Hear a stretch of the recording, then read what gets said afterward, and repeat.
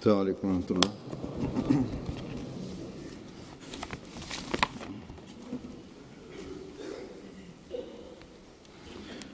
أشهد أن لا إله إلا الله وحده لا شريك له وأشهد أن محمدا عبده ورسوله أما بعد فأعوذ بالله من الشيطان الرجيم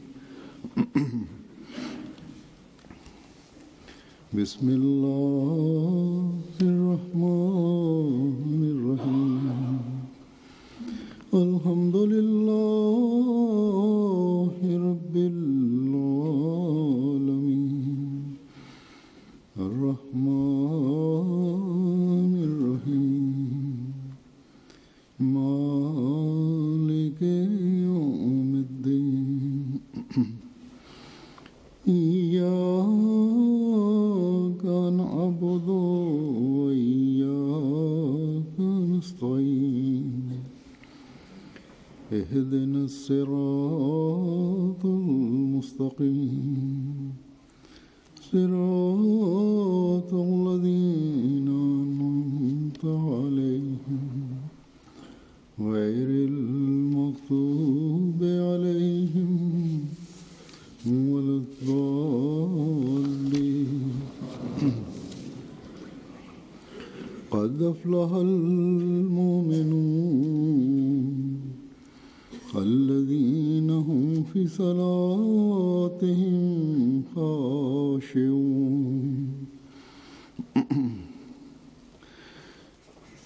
यकीनन मोमिन कामयाब हो गए वो जो अपनी नमाज में आजिज़ी करने वाले Erfolg fürwahr krönt die Gläubigen, jene, die demütig sind in ihren Gebeten. Allah hat in diesen Versen, im ersten dieser Verse gesagt, Qad aflaha al-mu'minun, Erfolg fürwahr krönt die Gläubigen, und hat die frohe Botschaft gegeben, dass die Gläubigen Erfolg haben werden und letzten Endes erfolgreich sein werden. Doch welche Gläubigen sind das? In den nächsten Versen hat Gott verschiedene Bedingungen genannt, die für einen Gläubigen gelten, und nur solche Gläubige können Erfolg haben. Und die erste dieser Bedingungen und dieser Eigenschaften, die einen Gläubigen ausmachen, wurde in diesem Vers genannt, und sie lautet, dass sie solche sind, dass sie in ihren Gebeten demütig sind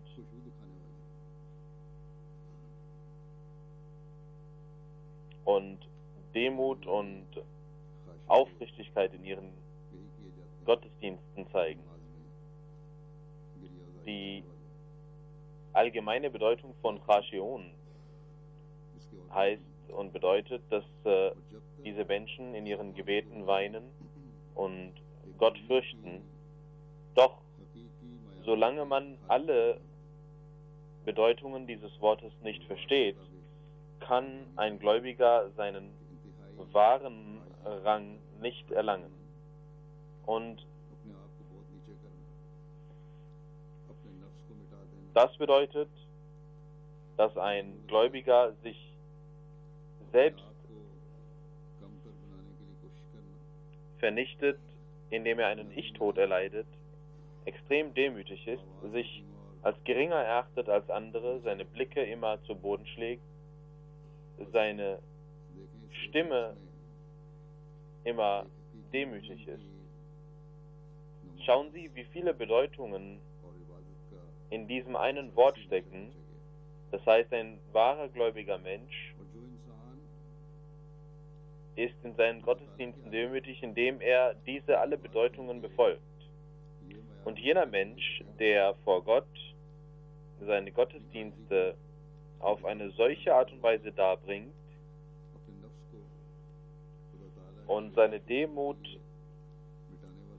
bis zum Höhepunkt führt und sein Ego für das Wohlgefallen Gottes ausmerzt und auch die anderen Eigenschaften befolgt,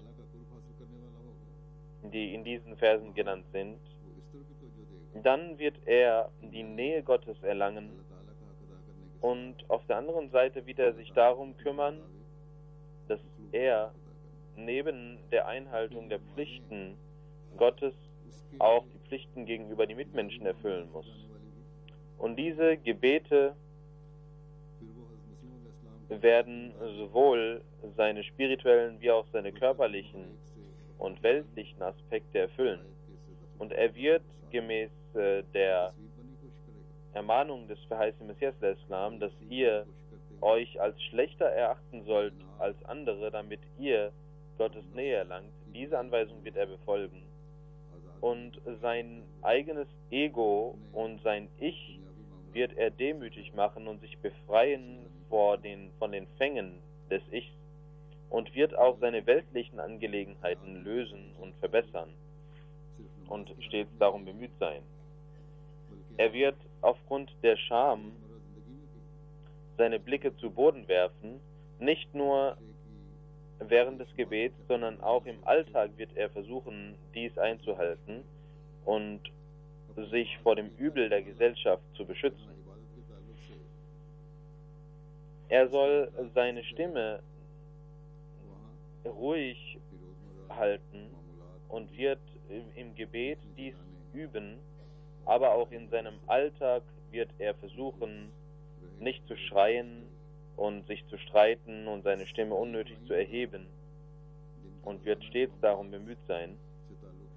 Es gibt viele Übel und viele schlechte Taten, die den Alltag betreffen, und ein wahrer gläubiger Mensch lernt aufgrund seiner Gottesdienste dieses Übel zu beseitigen und auszumerzen. Allah sagt, dass ein solches Gebet notwendig ist und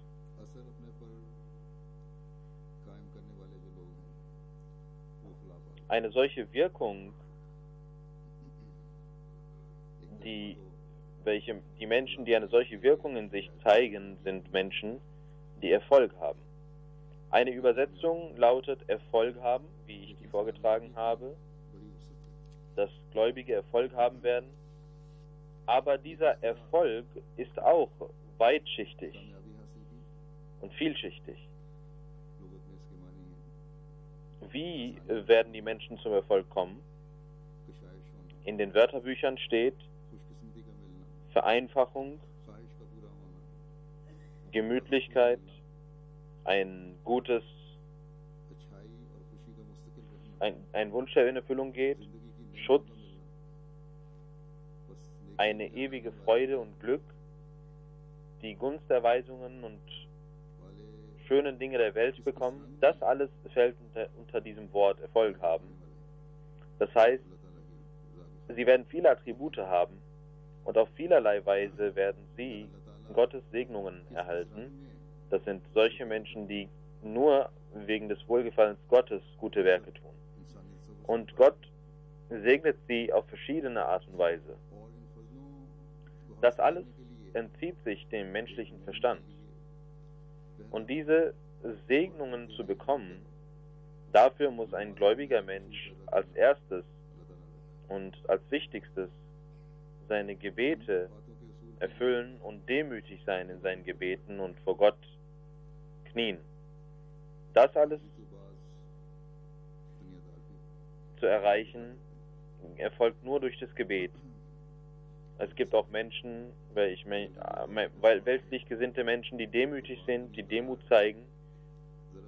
Und wenn es darum geht, zu beten oder demütig zu sein, dann gibt es viele weltliche Menschen, die demütig sind und die sich niederwerfen. Dort, wo ihre weltlichen Ziele in Gefahr sind, üben sie sich in Demut und fallen nieder und zeigen Emotionen Manche Menschen können in bestimmten Situationen ihre Gefühle nicht zurückhalten. Manche zeigen auch das Gefühl der Barmherzigkeit und des Mitleids mit anderen Menschen, wenn es anderen Menschen schlecht geht. Und sie sind sehr emotional. Aber dies alles tun sie entweder für ihr eigenes Wohl oder um dies zur Schau zu stellen, oder es ist ein temporäres Gefühl. Sie tun dies nicht für das Wohlgefallen Gottes. Jemand, der das Wohlgefallen Gottes erlangen möchte, wird sich von diesen oberflächlichen Dingen nicht aufhalten lassen und wird fern sein von dieser Oberfläche. Weltlich gesinnte Leute können emotional sein und ihre Emotionen zur Schau stellen oder auch Demut zeigen. Über diese Menschen sagt der verheißene Messias, es gibt viele Fakire, die ich selber mit meinen eigenen Augen gesehen habe, und auch andere Menschen, die bei der Rezitation eines schönen oder schmerzerfüllten Verses oder wenn sie etwas Schmerzvolles sehen oder etwas Schmerzvolles hören, dann kommen Tränen in ihren Augen, so wie einige Wolken große Tropfen niederregnen lassen und die Menschen nachts, wenn sie draußen schlafen, nass werden, wenn ein plötzlicher Regen kommt. Und genauso gibt es Menschen, die plötzlich anfangen zu weinen. Doch der verheißene Messias sagt, ich sage aus meiner eigenen Erfahrung, dass die meisten solcher Menschen Heuchler und weltliche Menschen sind, und einige habe ich dermaßen schlimm und untreu gefunden, dass ihr Heulen und Weinen mich dazu geführt hat, dass ich eine Abneigung dagegen habe und spüre, ein solches Weinen zu zeigen.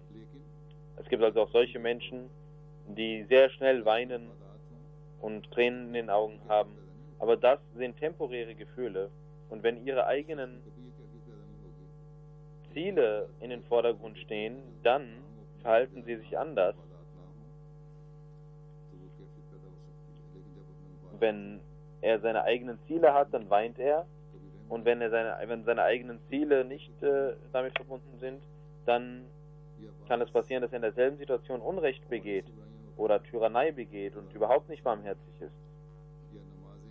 Oder es gibt andere üble Dinge, die Gott nicht gefallen.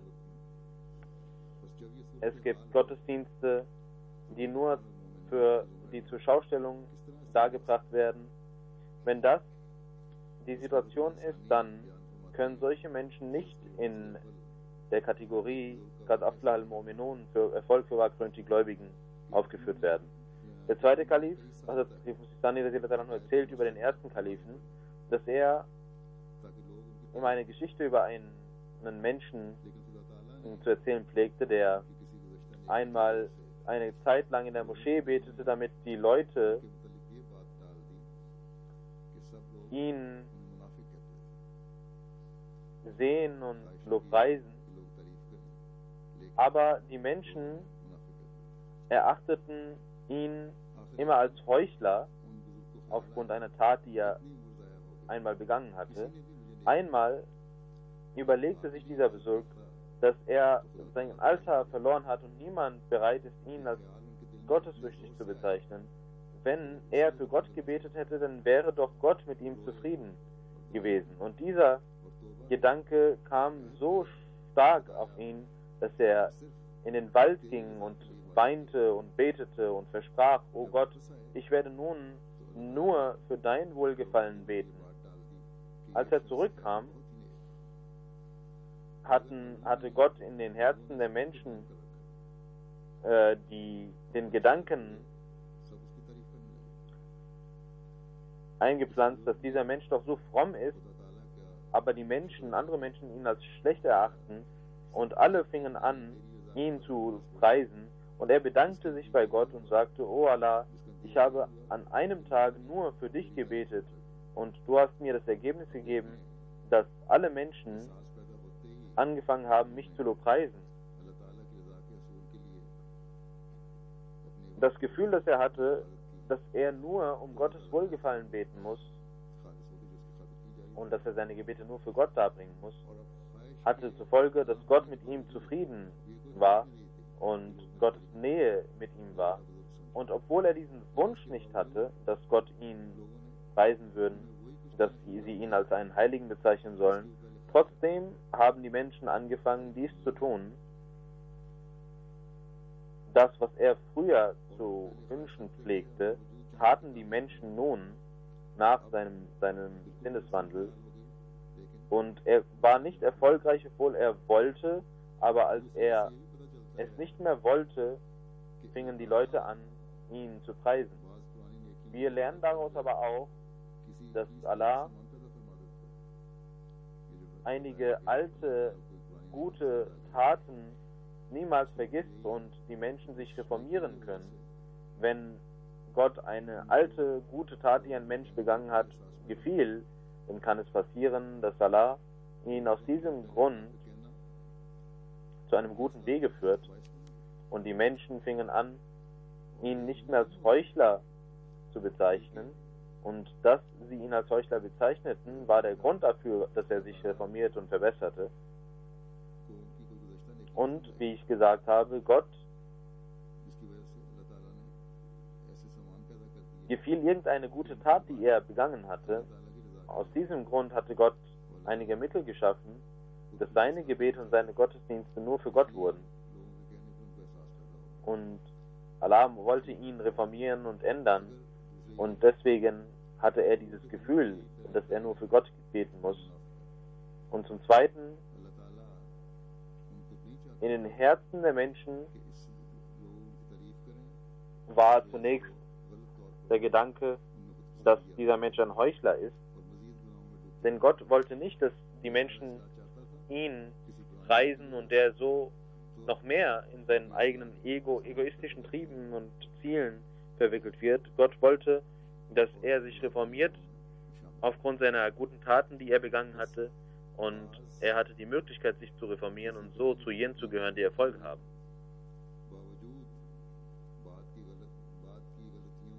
Es gibt also alte, gute Taten, die der Mensch begeht, die dem Menschen nützen können, obwohl er danach auch Sünden begeht, und die ihn retten können. Und der Mensch ist in der Lage, zu jenen zu gehören, die Erfolg haben. Das ist verbunden mit der Gnade Gottes, mit der Rahmaniyat Gottes. Wenn er möchte, dass jemand sich reformiert, dann tut er dies. Doch Allah hat die überzeugende und mit aller Überzeugung kommenden Erfolg damit verbunden, dass solche Menschen, die nur versuchen, ihn zu erlangen, dies haben werden. Und die erste Bedingung ist die Demut in den Gottesdiensten und Gebeten. Das heißt, dass diese nur für das Wohlgefallen Gottes dargebracht werden. Der verheißene Messias, a.s.w., hat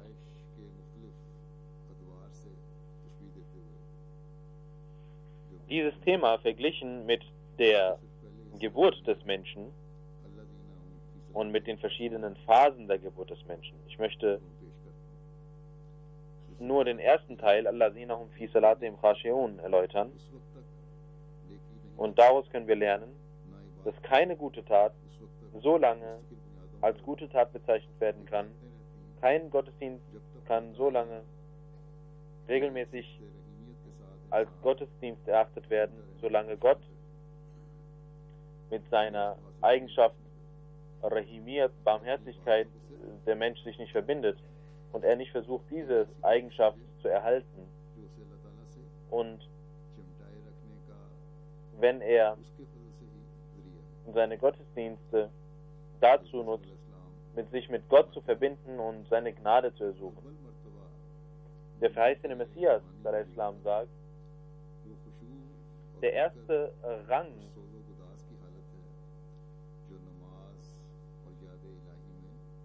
der erste spirituelle Rang eines gläubigen Menschen ist die Demut die in den Gottesdiensten und im Gedenken Gottes dargebracht wird. Das heißt, die Demut und Aufopferung und Eifer und Selbsttod und Demut der Seele und die Hitze und das Feuer, das man in sich anzündet und die Angst und Furcht, die man sich selber setzt und so sein Herz Gott gegenüber widmet, so wie es in diesem Vers heißt, Qad aflahal mu'minun, allazina hum fi salatihim khashi'un. Das heißt, solche Menschen haben Erfolg, die in ihren Gebeten und all ihren Gedenken an Gott, nicht nur im Gebet, im Namaz, im Salat, sondern in jeder Art von Gottesgedenken, von Zikr, Demut zeigen und selbst sich aufopfern und Angst und Gottesfurcht und Eifer entwickeln und so im Gedenken Gottes mit der Demut, der nötigen Demut beschäftigt sind. Das heißt, ein Mensch, der im Gebet in Demut verharrt und auch in anderen Gottesgedenken, in anderen Arten des Gedenkens an Gott dies tut, genauso wie im Namaz,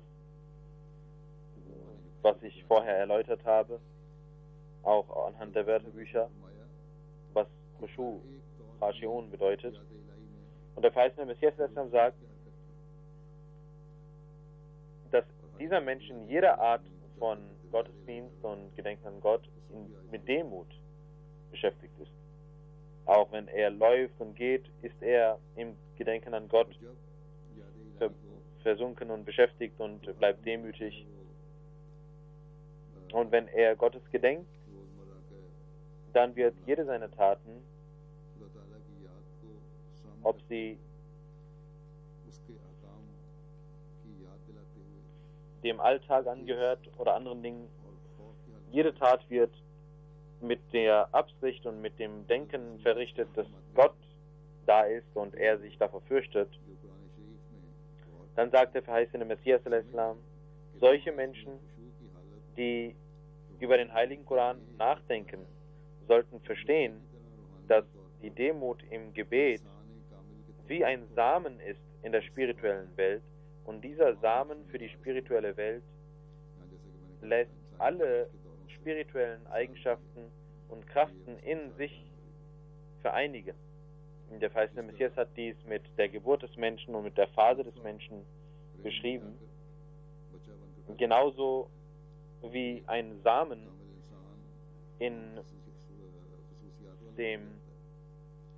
auf die Gebärmutter fällt und so ein Kind geboren wird, genauso ist die Demut jene Sache, die den Menschen gedeihen lässt, spirituell und ihn spirituell vervollkommnet. Dann sagt der verheißene Messias, genauso wie der Samen gefährdet ist, solange er nicht dem Rehem, also der Gebärmutter, mit der Gebärmutter sich verbindet, wo er anhand der Naturgesetze Gottes sich entwickelt, genauso verhält es sich mit dem Samen der Spiritualität. Das heißt, diese Demut ist so lange gefährlich, bis keine Bindung mit dem gnadenreichen Gott und barmherzigen Gott eingegangen ist. Es sollte klar sein, dass die Segnung Gottes nur mit der Rahmaniyat kommt, mit seiner Eigenschaft Rahmaniyat. Genauso wie Gott Himmel und Erde für den Menschen erschaffen hat und den Menschen selbst erschaffen hat, dies alles ist eine Konsequenz aus der Eigenschaft Rahmaniyat, also die Gnade Gottes. Doch wenn eine Sache mit einem Gebet oder einer Tat oder einer Bemühung oder einem Gottesdienst geschieht, dann geschieht dies aufgrund von Rahimiyat, also von Barmherzigkeit. Auf der einen Seite Rahmaniyat, auf der anderen Seite Rahimiyat, Barmherzigkeit.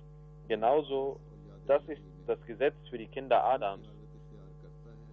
Wenn der Mensch im Namaz, im Gebet und im Gedenken Gottes demütig ist, kann er die Quelle der Rahimiyat anzapfen Und die erste Phase, die Phase der Demut, ist vergleichbar damit.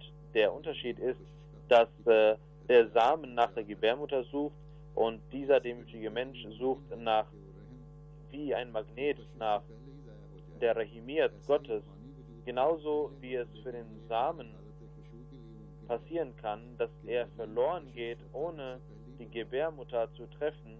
Genauso ist es möglich, dass ein Mensch sich zerstört, ohne Gott erfahren zu haben. Das sind also solche zur Schau gestellte Gebete, die den Menschen zerstören, ohne dass er eine Bindung an Gott eingegangen ist.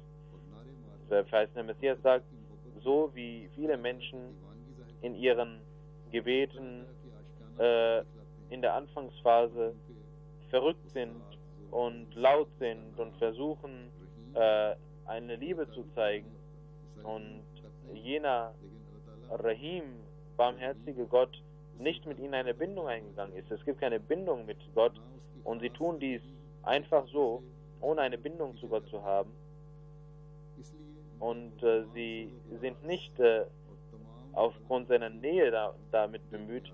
Deswegen bringt ihre Demut und ihr Heulen und ihr Jammern und ihre Situation ist Unsinn, und sie können fallen und können niederfallen und können schlimmer werden, als sie vorher waren, und sie können sich abkehren vom Glauben. Auch zur Zeit des verheißenen Messias Islam gab es Menschen, Dr. Abdul Hakim und andere, die erst an den verheißenen Messias geglaubt hatten, aber dann fielen und ausrutschten, indem sie abtrünnig wurden. Der verheißene Messias sagt, genauso wie der Samen die erste Phase des Lebens ist, genauso ist es so, dass das Magnet der Rahimiyat notwendig ist, und ohne dieses ist seine Demut nicht. Und es ist wie die erste Phase, und solange der Magnet und die Anziehung der Barmherzigkeit Gottes nicht vorhanden ist, kann seine Demut nichts bringen. Wenn die Hilfe Gottes, also die Barmherzigkeit kommt, kann er etwas tun. Es gibt Menschen, die weinen, aber dieses Weinen ist nur oberflächlich, und sie sagen, dass unsere Gebete nicht erhört werden. Aber sie müssen schauen, dass auch die anderen Bedingungen in Erfüllung gehen müssen. Deswegen sagte der verheißene Messias, werdet ihr tausende Menschen finden, die in irgendeinem Lebensabschnitt in ihren Gebeten und in ihren Gottesdiensten sich im Zustand der Demut und des Weinens und Heulens und Begehens der Gottesdienste beschäftigt waren, aber sie ihrem Ego anheimfielen und sich den niederen weltlichen Gelüsten hingaben. Und das ist ein Zustand der Furcht, dass oft sie sich verloren haben, ohne eine Bindung mit der Barmherzigkeit Gottes eingegangen zu sein, und ohne dass die Barmherzigkeit Gottes ihre Arbeit getan hat, vernichten sie sich selbst. Das heißt, niemand kann den Anspruch erheben, und sagen, dass er den wahren Rang an Demut erlangt hat. Wie ich gesagt habe, Khushu hat verschiedene Bedeutungen, und alle diese Teilbedeutungen zusammenführen dazu, was diese Themen und dieses Wort bedeutet, und das habe ich bereits erläutert. Und diese Teilbedeutungen und Aspekte beruhen alle darauf, dass wahre Demut und Selbsthingabe vorhanden ist, und nur dann kann die Rahimiyat, die Barmherzigkeit Gottes, angezogen werden. Das Beispiel, das der verheißene Messias Islam genannt hat, in diesem Beispiel weiß der Mensch nicht, was die Barmherzigkeit Gottes und wann die Barmherzigkeit Gottes ihn akzeptieren wird und Früchte tragen wird. Deswegen ist eine ständige und unnachgiebige Bemühung notwendig, um dies zu tun. Weil genauso wie man nicht weiß, wann die Gebärmutter fruchtbar wird und ein Kind geboren wird, genauso weiß man nicht, wann dies passiert. Aber oft kann es auch passieren, dass einige Schwächen im Samen oder im Embryo vorhanden sind. Genauso die Handys sollten ausgeschaltet sein, wenn sie in die Moschee kommen.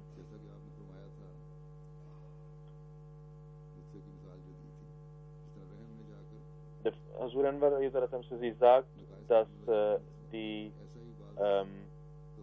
Das Beispiel, das der verheißene Messias genannt hat, in diesem Beispiel nennt er auch, dass einige Embryos schädlich sind und eine Krankheit haben.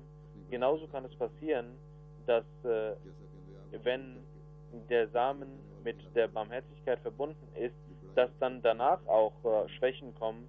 Solche Menschen, die erst an Propheten glaubten und dann sich von diesen Propheten entfernten und stürzten und ihre frommen Taten nichts mehr wert sind, genauso kann dies auch passieren.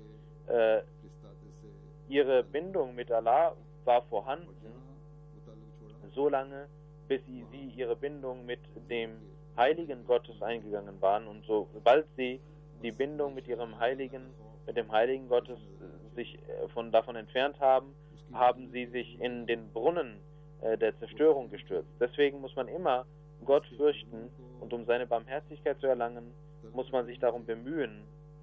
Seine Segnungen um diese Segnung zu erhalten, muss man dafür flehen und immer zu eine wahre Bindung zu Gott eingehen und seine kleinen Bemühungen oder ein, zwei Gebete, die erhört werden, oder ein paar wahre Träume, die man hat, auf diese darf man niemals stolz sein. Gott hat nirgendwo gesagt, dass wenn ein oder zwei Gebete erhört werden oder ihr einige wahren Träume seht, dass ihr dann solche Menschen seid, die Erfolg haben werden, sondern diejenigen, die die Nähe Gottes erhalten und Erfolg haben, sind solche, die immerzu demütig sind und die, obwohl sie so demütig sind und obwohl sie sich vor Absurditäten und Unsinn fernhalten, obwohl sie für Gott spenden und obwohl sie ihre Keuschheit wahren und ihr Versprechen erfüllen und die Pflichten ihrer Gottesdienste erfüllen und die Pflichten der Gebete des Namas erfüllen und diese beschützen. Trotzdem sind es Menschen, die immer sagen: O Allah, bitte hülle uns ein in die Hüllen deiner Segnungen, denn ohne dies sind wir nichts und können nichts tun. Es ist Gottes Segnung, die unnachgiebige Bemühung des Menschen zur Erhörung führen kann bei Gott, und seine Bemühung, diese Gnade und diese Barmherzigkeit zu empfangen, diese muss immerzu vorhanden sein, und nur dann kann man durch die Segnungen Gottes, erhalten und durch die Segnung Gottes von Gott akzeptiert werden und ein gutes Ende finden. Diesen Punkt muss man verstehen, und ein wahrer Gläubiger sollte diesen Punkt immer vor Augen behalten, dass Gott in der Tat gesagt hat, dass Gläubige Erfolg haben werden, die dies tun, aber dieser Erfolg muss Teil des Lebens werden, und jeder Fortschritt und jede Segnung, die Gott uns gibt, darf niemals als Resultat seiner eigenen Bemühungen wahrgenommen werden, sondern jeder Fortschritt muss wahrgenommen werden als eine Sache, in der man selbst nichts getan hat. Und wenn man dies tut, dann wird man immer mehr Erfolge und Fortschritte bekommen. Sonst ist man wie jener Samen, der zwar in die Gebärmutter gefallen ist, aber dann verloren geht und krank wird nach einigen Wochen. Auch unsere Taten werden sonst nicht die Segnungen Gottes in sich ziehen, sondern durch unsere schlechten Taten können wir diese guten Taten verlieren. Genauso wie ich gesagt habe, sollten wir uns immer um unser Ende bemühen, damit wir durch Gottes Segnungen seine Barmherzigkeit aufnehmen und empfangen und jede unserer Taten ein Kind gebären lässt, welches vollkommen ist, damit wir zu jenen Menschen zählen, die, so sehr sie in ihren Gebeten voranschreiten, immer mehr Demut und demütiger werden, Demut zeigen, und ihre Aufopferung und ihre Demut wird größer. Wenn der heilige Prophet Muhammad sallallahu alaihi wasallam, dessen Gottesdienste von extrem hoher Schönheit waren und wir uns diese gar nicht vorstellen können. Wenn er sagt, dass auch ich in das Paradies nur eintreten kann, wenn die Segnung Gottes mit mir ist, wie kann man dann von einem anderen Menschen erwarten, dass dies anders sein soll? Gottes Zufriedenheit ist wichtig und der heilige Prophet Muhammad sallallahu alaihi wasallam hat trotz dieser Dinge, dass Gott ihm versprochen hatte, dass er der Erlöser ist und dass er die Menschheit erlösen wird und niemand anderer ihm gleichkommen kann. Selbst er war so demütig und immer zu bemüht, seine Demut wachsen zu lassen, dass er in den Nawafil und freiwilligen Gebeten, die er verrichtete, Gottesdienste, die er verrichtete, nicht einmal darauf achtete, was mit seinen Füßen passiert und das alles anschwoll. Er war immer zu demütig und immer zu gottesfürchtig und dies sollte jeder vor seinen Augen haben. Jeder wahre gläubige Mensch ist verpflichtet, dass er in seinen Gebeten und dass es einen Unterschied gibt zwischen seiner Situation vor dem Gebet und nach dem Gebet. Wenn er vor dem Gebet etwas an Hochmut hatte, dann muss er nach dem Gebet frei sein von dieser Hochmut und Demut entwickeln. Genauso sind alle Gebete, alle anderen Gottesdienste wichtig, dass sie seine Hochmut vernichten und seine Demut wachsen lassen. In seinen alltäglichen Geschäften sollte der Umgang miteinander aufgrund des Wohlgefallens Gottes sein und man sollte Demut im Herzen haben. Die Gebete sind also dazu da, um uns immer demütig niederwerfen zu lassen, damit die Barmherzigkeit Gottes immer zu uns frisch hält und gesund hält und uns frische und gesunde Früchte beschert. Jeder Tag soll uns unsere Schwächen zeigen und soll die Segnung Gottes für uns wachsen lassen. Möge Allah uns immer die Kraft geben, Istighfar zu machen und Vergebung zu bitten und möge unsere jede fromme und gute Tat in den Augen Gottes gut sein und möge sein Wohlgefallen uns dadurch zugutekommen. Möge ein jeder von uns zu jenen Menschen gehören, die in den Augen Gottes erfolgreich sind.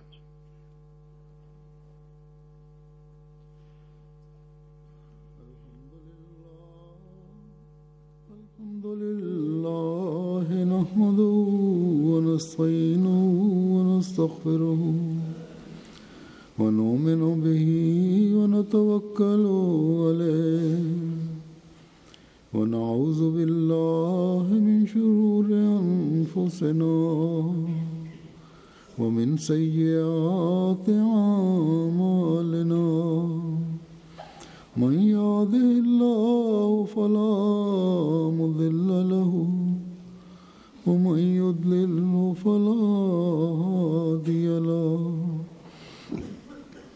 ونشهد أن لا إله إلا الله ونشهد أن محمدا عبده ورسوله عباد الله رحمكم الله إن الله يأمر بالعدل والإحسان وإيتاء ذي القربى وينهى عن الفحشاء والمنكر والبغي يعظكم لعلكم تذكرون اذكروا الله يذكركم وادعوه يستجب لكم ولذكر الله